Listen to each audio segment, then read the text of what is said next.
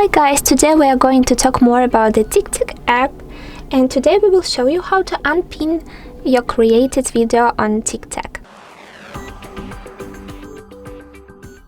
So let's go to this application, and as you can see right now we are on our profile page where you can check all of your created TikToks, and as you can check we have the pinned one, so let's unpin it if you want. We need just only to tap on this video.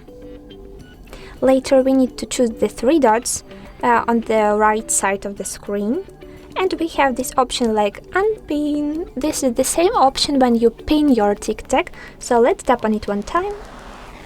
And as you can see we have the notification that our TikTok was smoothly unpinned.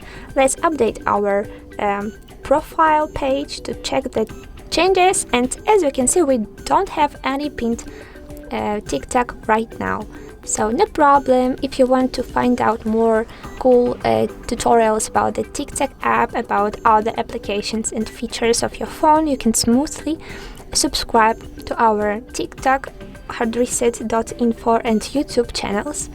So guys, bye bye, thank you for watching.